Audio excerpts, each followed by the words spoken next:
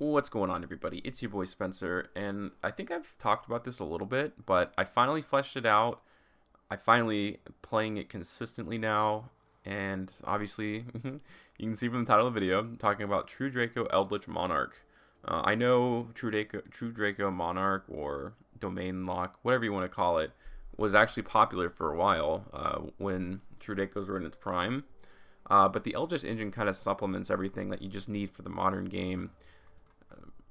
Basically, when I first started, I was like, this is just different than the pure Monarch side without Dracos. But now I kind of full-heartedly believe that this is even better than Eldlich Monarch. Like, instead of Monarch monsters, you're just using True Draco and some of their spells and traps. The difference is that how easy it is to tribute summon, and also the advantage that you can get off tribute summoning. In addition to that, going second, there's no competition, dude. It's so insanely different. Well, he has Dark Magical Circle, so I'm trying to get doubles of everything that I can, because I feel like I'm pretty close to finishing this out. And normally, you know, Magician of Dark Illusion would count as Dark Magician on the field, but Monarch's Erupt is on the field, so that's not going to happen. I figured he had an Eternal Soul, so I'm just going to be able to pop his board off. We'll see what he ends up going after. Looks like he's going for a Draco Selector, but that's okay. I still have another Tribute Summon monster. And on top of that, I was able to actually assemble Lethal, which is cool. That's a little bit of a problem in the Monarch build, the Pure, which is cool. And also, obviously, the spells and traps help you summon a lot. And just having interaction during your opponent's turn, man, I think is the coolest part of all of this. This is one of the craziest duels I think I've ever played. It's like a hero deck, but it's a little more like a casual build. Old-fashioned cards, but these trap cards, man, they make a big difference. I didn't know what he had at the time, but obviously it was pretty smart to kind of hold on to this Mirror Force. You can always time. At first, I used to think that you had to like hit Scarlet first and then wait till the next card activates. But you can chain one Conquistador, chain two the Scarlet Sing, which I know it sounds obvious and it probably is most of you, but in case you didn't, that's what I learned too. The thing about this is that all the cards just work so well together, because if you think about it, obviously, I mean, you're gonna have a lot of traps, so it's just naturally good for you. But when your True Draco stuff is on the field, you can actually trigger it from the graveyard. You know, if it's on the field, send it to the graveyard, use the pop effect. And then you can special summon from your hand, or if you have another trap in your hand, you can, you know, pop another card on the field, which I think is what I tried to do here. Hit the wrong one. I tried to hit this one. You had Mirror Force. Make a few misplays here, and I think besides this being like a pretty long and interesting duel, whenever I make terrible misplays on my behalf, I try to talk about them so that you'll, you know, never have to do it. You know, you can learn from me. I feel like the correct move there was to take away all my spells and traps, but that's why I was trying to use them like that. But that's pretty cool interaction. I pop another card to pop another spell and trap. He didn't have one, but I was trying to get rid of his Rainbow Neos. But I got its attack down low enough, so it's okay. And every single turn, it's able to maintain advantage a lot. You're not gonna have a lot of cards in your hand, but I mean, you're going to be plussing with the amount of cards you control. Because, you know, I mean, obviously, these all float, and then every time your opponent activates effect, your turn, not your turn, you get to keep adding new cards. So that's another part that I love so much about this deck. If Peace came back, I mean, this deck would be so sick. I think it will. I think Konami's just testing it out. True King, I guess, I don't know. It's hard for me to say whether or not it makes a big difference because I've never played True Draco before, like today. So I don't know. I mean, I use both of them for sure. I mean, being able to pop monsters when you tribute just like that can make all the difference in the world. And being able to do it during your opponent's turn too, it's so good. And that's pretty much all he had.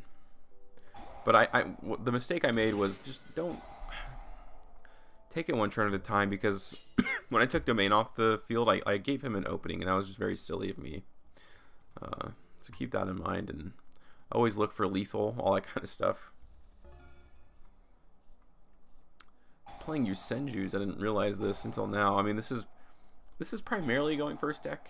I mean, but you can break boards, and I'm sure I have quite a few replays where I show that off too.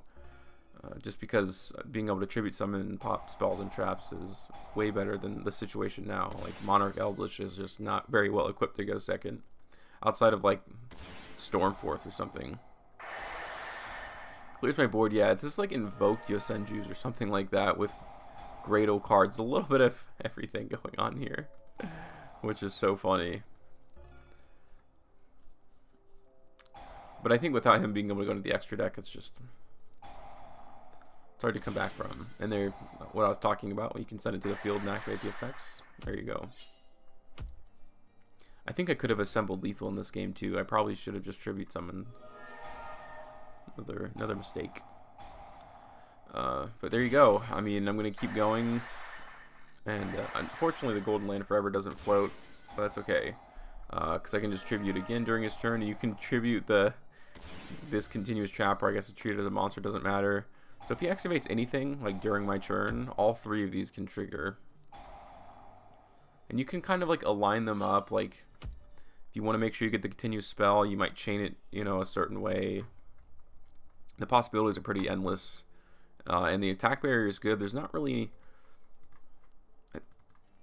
decks with high like monster attacks, like like OTK decks, you're probably not going to do so well against, depending on how well you stun them. Like if they need to go into the extra deck for their OTK, it's not always like that. It does have the triple tactical talents, but that's okay. I'm trying to negate everything that I can because I know this is like a traditional Nekroz deck. I don't know why he would be running Drytrons, but he's holding on to the dream. I think he realizes that he doesn't really have anything, right? If you can't use your other cards, what do you got to use monster effects, right? I do use the Draconic Diagram. There's a lot of cards you can just pop easily. I mean, you brick drawing the Dark Magician Girl, but that's okay because it does have a use. Because not every card you want to destroy and go to the graveyard.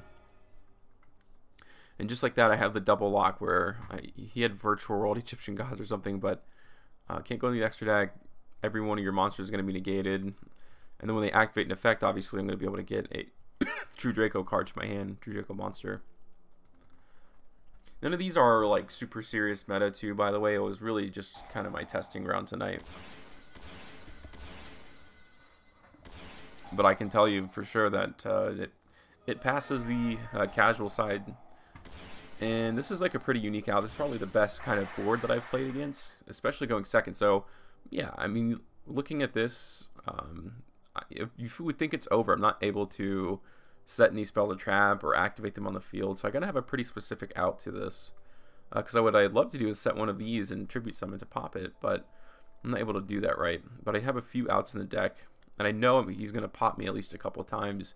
It's really unfortunate for me that he has this Mystical Beast of the Forest in his hand, because he's going to be able to pop once, and I think this one searches from the deck, so it's another time he's going to be able to do it. So what I end up adding to my hand is just a straight up Eldlich, so I can get rid of it, and I can start setting spells and traps, which is the whole point. Probably should have gone into the domain, but that point is personal preference, so he's going to pop one of my True Draco cards here. We continue summoning this Eldlich, and then one Cursed Elf, one sent to the graveyard. You can throw another one in the graveyard, which you can use this end phase effect. And yeah, I kept going. I mean, he went through all of that. I went through all that interaction, and because he destroyed a bunch of my True Draco cards, I get to draw 2, and I'm going to be able to draw 2 more off the top of my deck. Like, who knows what I'm going to get? And then all my, I'll continually have my True Draco stuff online.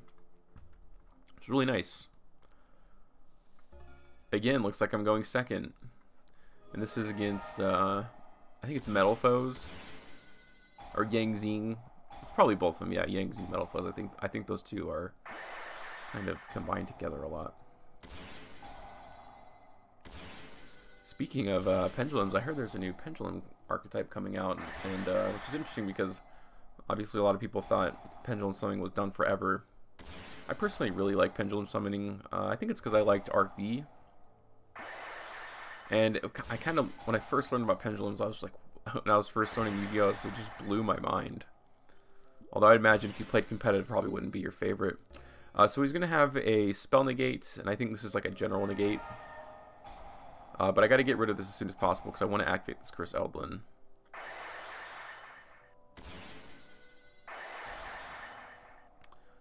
So, yep, I popped his card. Now I can use Cursed Eldlin. I'll send a Scarlet Sanguine because, yeah, I ended up quitting out because I'm just going to be able to keep going. But it's fine to do that because you can search that too. So you're always kind of trying to maintain like something replaces itself in a, you know, best case scenario. Once again, going second. And I never thought I'd be comfortable going second with a deck like this. He puts up like a couple of some sort of negates or interaction, and there's a really cool part, like a unique out in this deck that not a lot of people could even possibly do without like having pure monster negate. You'll see. I mean, he's basically going to be doing what he wants. I mean, he's got the Odd Eyes Meteor Burst, the Odd Eyes Vortex, and the Absolute. So if the Absolute goes off the field, it's going to summon another one of these. So I got to find a careful way to do that. And I got to proctor out the Vortex Dragon. Go ahead and do that. Grab that Curse Eldlin back. And then use Curse Eldlin's effect to send a Conquistador. And through all of that, I finally get Tribute Summoning. And yeah, like I said, normally let's go to the graveyard. It would replace itself with another one of these. But because I have the Domain of the True Monarchs on the field, you can't. There's nothing you can do about it. And I completely took over the game there. Just looks like there's like two more. This is against Tri-Brigade. And look at this, you know, I mean, for a lot of people, this is tough interaction to deal with. This is a little bit of an older build. I actually took out Dragonoid Generator for this because I kind of gave up on the idea of Tribute Summoning Eldlich on the field. And as long as you can kind of keep that in your mindset, I feel like the deck overall is going to be better. I mean, in this case, it obviously specifically worked out for me. But yeah, the great thing about this hand here is that normally Ash Blossom and Nibiru are just like killers, especially Nibiru, but you'll never summon more than 5 times, so I think you'll have a lot of advantage just off the gate, you know, going into it. This is a Dark World dealing deck, you know, a dark deck to summon and draw a jillion cards. So yeah, I sent once again the Scarlet Sanguine, and with it I sent the Pantheism so I can search, because I knew I was going to draw. It's going to get me that. Again, I mean, the domain lock can be really important. And then when you have True Draco cards, I now have a monster pop during his turn, which is so cool. And it looks like he was trying to go to end phase, but that's okay. I went ahead and got rid of that. So now I'm going to be able to get 2 True Draco cards to my hand next time he activates an effect, if he does. And I think I could have assembled lethal here too. Yeah, what I should have done this earlier, and that would have been enough. But it's okay. We'll see if I can, if I regret my mistake there. Fortunately, you can't chain them together. In case you've never played the deck as well, I thought when an effect was activated, it was like chain 1, chain 2, but it doesn't let you. And I'm sure that's correct. Because you got to have multiple forms of interaction. Because if you get the Monarch's Erupt, but you still need to go into your extra deck, it's... Yeah, but if you get rid of Domain, I mean, none of your cards are going to have effects. It's pretty bad predicament. So he's just kind of like floating around. Maybe he has an out, like a Harpy's Feather Duster in his deck. He's got a Skill Drain. I mean, a lure, obviously. So no, I don't even know what he was necessarily digging for there.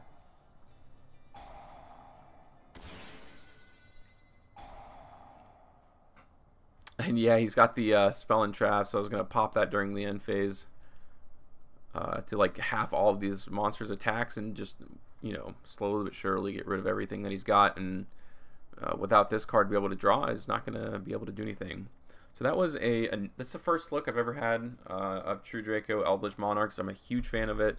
Maybe I'll see if I can play some like meta matchups against it to see if I can, you know, beat any of them.